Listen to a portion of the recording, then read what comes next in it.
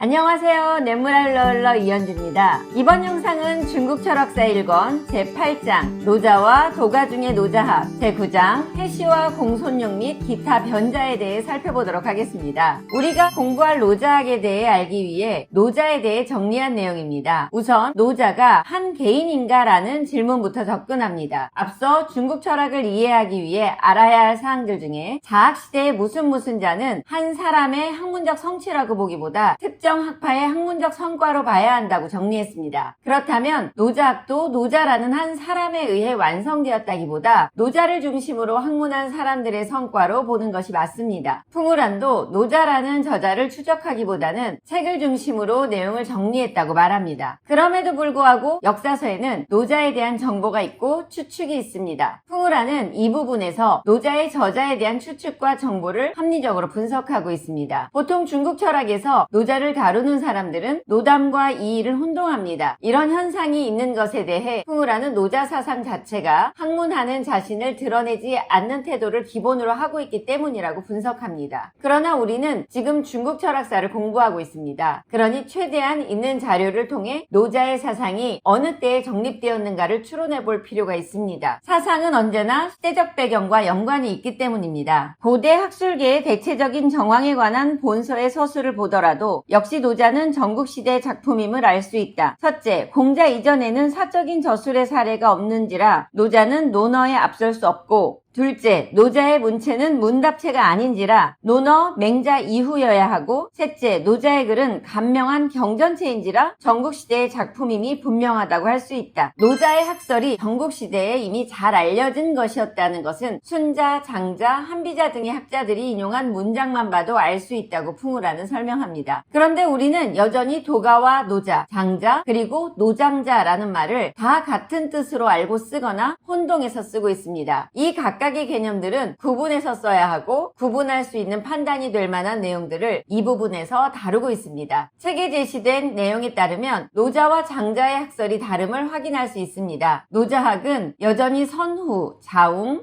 영육, 허실의 분별에 주목합니다. 분별하는 가운데 단단하면 깨지고 예리하면 꺾임을 인식하고 깨지지 않고 꺾이지 않을 방법에 주목했습니다. 그러나 장자학은 분별 자체에 집중하지 않았습니다. 무엇에도 얽매이는 바가 없이 편견이 없는 상태를 추구하는 학문입니다. 풍우란은 노자학은 처세법을 서술하지만 장자학은 인간사를 초월하는 것이라고 설명합니다. 그런데 왜 이를 노장자라고 통칭해서 말했을까요? 노장자를 통칭해서 도가라고 말한 시기가 한나라 때라고 합니다. 한나라 때는 육아를 중심 사상으로 받아들였습니다. 형식과 의례를 중요하게 여기고 교육으로 민중들을 교화할 수 있다고 한 것이 육아입니다. 그러니 노자와 장자 학자들은 이런 방식을 비판했고 그런 점에서 같다고 여겨 한나라 때부터 도가 또는 노장자로 불리게 되었다고 설명합니다. 사마천 사기열전에는 노자를 집대성한 전국시대 인물로 초나라 사람이었던 이이에 대해 소개합니다. 이이가 초나라 사람이라는 것이 중요한 이유는 그의 사상이 왜 육아를 비롯한 다학시대의 다른 학설과 다른지 이해하는 데 도움이 되기 때문입니다. 초나라는 지역의 위치상 주나라에 접근하기 어렵고 따라서 주나라 문화의 구속도 받지 않았기 때문에 극히 신선한 사상이 많았다고 합니다. 이른바 은자부류는 당시의 정치에 대하여 반대하는 태도를 취했다. 또한 허행의 무리는 당시의 정치를 반대했을 뿐만 아니라 전통적인 정치사회제도도 반대했다. 그 후에 소위 도가학파는 주진규책이에 모든 전통적인 사상과 제도를 반대했다. 노자와 장자 두 책이 바로 그들을 대표한다. 노자의 도와 덕의 개념을 이해하기 위해서는 이들의 우주론, 존재론을 이해하는 인간의 인식론 체계를 알아야 합니다. 자학시대의 노자에 앞선 학자들은 하늘의 개념은 늘 도덕률을 주관하는 인격적 하늘로 이해했습니다. 그러나 노자는 천지는 어질지 않다고 해서 하늘에서 도덕적 의미를 제거했습니다. 도를 천지만물을 생성하는 총원리라고 설명합니다. 이것이 바로 노자의 우주론에 해당한다고 볼 수 있겠습니다. 천지만물은 도의 총원리에 따라 형상과 실체를 가진 사물로 나타나게 되는데 이것이 이것이 우리가 볼 수 있는 것입니다. 한 사물이 되는 상황에 따른 구체적 원리를 덕이라고 말했습니다. 그러므로 덕은 우리에게 현시되는 유이고 도는 우리에게 보이지 않는다는 면에서 유에 대응하는 개념의 무라고 설명합니다. 그렇다면 노자의 도는 완전히 없음이 아니라 우리에게 보이지 않는 질서라는 의미에서 무라고 이해할 수 있습니다. 그러므로 도를 터득하는 것은 무의 자유함으로 언제든 변화할 수밖에 없고 영원 불변의 형태란 없기 때문에 이름을 붙일 수 없는 것임을 이해하는 것이 되겠습니다. 노자의 도라는 우주질서의 흐름과 그 흐름이 구체적 사물로 나타나는 질서라는 덕은 노자학이 말하는 존재론으로 이해할 수 있겠습니다. 노자의 도는 영구불변의 질서입니다. 그러려면 도는 무위로 무언가 일부러 하지 않는 것이어야 합니다. 모든 사물은 도에 따라 엮여서 무위에 의해 흐르면서 존재하는데 이것이 바로 덕인 것입니다. 이 흐름을 통칙, 즉 영원한 법칙이라고 설명합니다. 통칙을 아는 사람은 관용적이고 관용적이면 공평무사하고 공평무사하면 포용적이고 포용적이면 광대하고 광대하면 도에 부합하고 도에 부합하면 영구하고 종신토록 위태롭지 않다. 그리고 언제나 도는 되돌아가는 것에 힘이 작동하는데 이를 통해 극과 극은 통한다는 설명으로 이어집니다. 노자가 이해하는 이 세계가 도라는 통칙으로 돌아간다면 우리는 어떻게 살아야 할까요? 노자학은 도에 되돌아가는 힘을 고려해서 대응해야 한다고 말합니다. 한 사물이 발전하여 극점에 이르면 반드시 그 정반대로 변하기 때문에 자신이 어떤 상태를 바란다면 그에 상반되는 힘을 반드시 지니고 있어야 한다고 조언합니다. 성인은 지나침을 배제하고 사치를 배제하고 극단을 배제한다는 것이 바로 이러한 지혜라고 볼 수 있습니다. 그래서 노자가 말하는 인간이 지녀야 할 덕은 완벽해지려고 하지 않는 태도입니다. 오직 굳음을 내포한 고듬, 서투름을 내포한 기교라야 지극한 고듬, 지극한 기교인즉 정과 반의 합이다. 따라서 지극한 고듬은 굽은 것이 아니라 굽은 것 같을 뿐이고 지극한 기교는 서툰 것이 아니라 서툰 것 같을 뿐이다. 통칙을 아는 계명한 사람은 웅성을 알고 자성을 지켜 항상 합의 경지에 처함으로 종신토록 위태롭지 않을 수 있다. 노자의 통칙은 사물의 발전이 극에 달하면 반전한다는 것이라고 했습니다. 따라서 국가를 운영하는 데 있어서도 자귀하지 않음으로써 도모하고 다스리지 않음으로써 다스리는 것이어야 한다고 말했습니다. 그러나 정치는 무언가 하는 것일 수밖에 없습니다. 이러한 상황에서 노자의 무위의 태도로 정치한다는 것은 너무 많이 제작하여 그 정반대의 결과를 초래하지 않도록 주의하는 것이라고 볼 수 있습니다. 삶에서도 노자의 사상은 욕망을 충족하기 위해서는 욕망을 줄이는 것이 낫다고 조언합니다. 인간이 생을 추구하는 한 욕망이 없을 수 없기 때문에 과도한 욕망 추구를 배제하고 지나친 사치를 배제하는 것을 통해 삶을 온전히 영위할 수 있다고 조언한 것입니다. 욕망을 줄이는 것에는 지식도 포함됩니다. 왜냐하면 지식 자체가 본래 욕망의 한 대상이기 때문입니다. 욕망을 줄이려고 하기 때문에 노자는 또 지식을 반대한다. 왜냐하면 지식 자체가 본래 욕망의 한 대상이고 지식은 우리로 하여금 욕망의 대상을 많이 알게 하여 만족할 줄 모르게 하고 지식은 우리가 노력하여 욕망의 대상을 획득하도록 도움으로써 우리로 하여금 그칠 줄 모르게 하기 때문이다. 즉 배움, 학문의 추구는 욕망과 지식을 끊임없이 더하는 것이라는 말이다. 여기서 중요한 것은 지식을 욕망하지 않는다는 것이 아무것도 모르는 무지를 말하는 것이 아니라는 점입니다. 배우는 것은 중요한데 그 목적이 본래 배움이 없는 것과 같은 상태가 되는 것을 바라면서 배우는 것이라고 이해해야 합니다. 문명을 알면서도 소박함을 지키는 것이라던가 할 수는 있으나 하지 않는 상태를 가능하게 하는 배움이어야 한다는 뜻입니다. 변자, 즉 논쟁자로 불린 철학자들의 이야기입니다. 그 대표적인 인물들이 해시와 공손룡입니다. 이들은 중국 철학사에서 보기 드물게 순수 이론적 철학을 전개한 학자들입니다. 서양 철학사에서는 제논의 역설이나 사유 실험을 가능하게 한 논리만으로 논변을 전개하는 철학자들을 드물지 않게 만날 수 있습니다. 그러나 중국 철학사에서는 그런 경우가 드물기 때문에 해시와 공손룡을 비롯한 변자들의 이론에 관심을 기울일 필요가 있겠습니다. 변자 학설은 전적으로 이른바 명리의 근거를 두었음에 틀림없다는 것을 알 수 있다. 즉 오로지 이름 자체만으로 시간으로 모든 것을 결단했다는 말이다. 그래서 한이는 그들을 명가라고 일컬었다. 우리가 현존하는 변자의 언서를 해석할 때도 이 측면에 주목해야 한다. 먼저 해시를 살펴보겠습니다. 순자의 글에 따르면 그가 고대의 유명한 변호사였다고 할 수 있겠다 정리합니다. 저자 풍우라는 해시가 논변을 중요하게 여겼기 때문에 당대 사람들에게 종종 궤변론자로 보이기도 했지만 그들은 궤변을 즐긴 것이 아니고 논리적인 이해를 위해 말의 논변을 따르는 과정에서 생긴 평가로 봐야 한다고 말합니다. 특히 해시는 장자에게 영향을 많이 준 것으로 보입니다. 생기자마자 죽고 죽자마자 생긴다라거나 태양은 남중하면서 기울고 만물은 생기면서 죽는다 또는 천하의 털끝보다 더 큰 것은 없고 태산도 작다는 말은 해시와 장자 학설에서 공통으로 보이는 것이기 때문입니다. 장자는 그의 글에서 해시의 죽음을 슬퍼하면서 나와 더불어 논할 수 있는 사람이 이제 없다고 했는데 이는 해시에 대한 애정을 글로 남긴 것이었습니다. 여기서는 해시의 학설 14의 문장을 함께 읽어보는 것으로 정리하겠습니다. 함께 읽어본 후에 그 내용의 뜻이 어떻게 해석될 수 있는지는 여러분들이 더 깊게 생각해 보시면 좋겠습니다. 1. 가장 큰 것은 그 바깥에 아무것도 없다. 그것이 태일이다. 가장 작은 것은 그 안에 아무것도 없다. 그것이 소일이다. 2. 두께가 없는 것은 축적할 수 없지만 그 크기는 천리에 이른다. 3. 하늘은 땅만큼 낮고 산은 목과 수평이 같다. 태양은 남중하면서 기울고 생물은 생기면서 죽는다. 5. 대동은 소동과 다르다. 이것이 소동이이다. 만물은 어느 면에서는 모두 같고 어느 면에서는 모두 다르다. 이것이 대동이이다. 6. 남방은 끝이 없지만 그러나 끝이 있다. 7. 오늘 월나라로 가서 어제 그곳에 도착했다. 8. 연결된 고리는 풀 수 있다. 9. 나는 세계의 중앙을 안다. 연나라 북쪽과 월나라 남쪽이 그것이다. 10. 만물을 다 같이 사랑하라. 천지는 한 몸이다. 이것은 해시의 기존 고정된 생각을 넘나드는 폭넓은 논변의 세계를 엿볼 수 있는 내용들입니다. 해시와 장자는 공통적으로 일반 사물의 유한성과 상대성을 지적했습니다. 그러나 해시가 이러한 논변을 그저 지식으로 다루었다면 장자는 상대성을 가진 모든 만물의 평등에 대해 지식을 넘어서 삶을 이해하는 윤리적 차원까지 나아갔다는데 장자학의 특징이 드러난다고 볼 수 있습니다. 장자는 말 외에 또 무언을 말했고 지식 외에 또 부지를 말했고 이른바 심재, 좌망을 통하여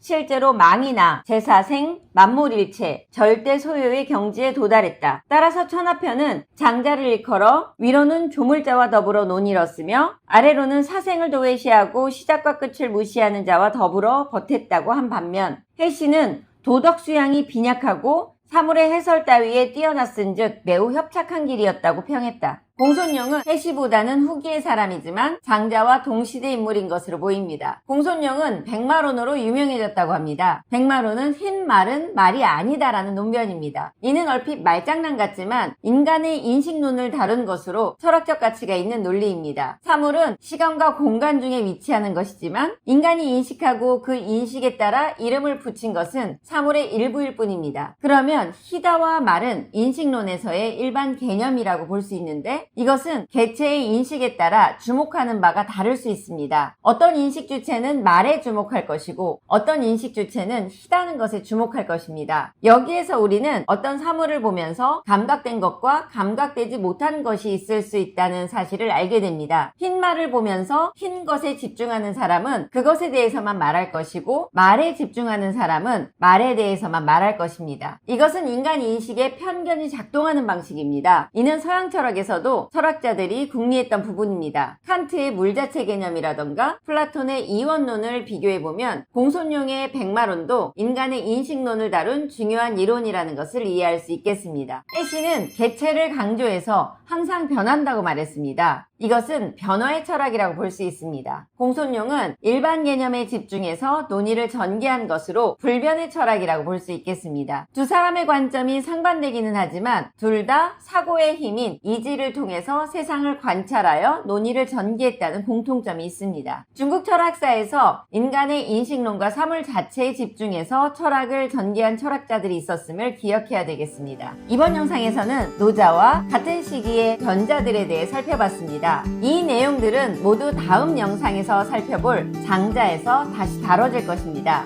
잘 정리해 두시길 바라겠습니다. 여기까지 저는 냇물아 흘러흘러 이연주였습니다.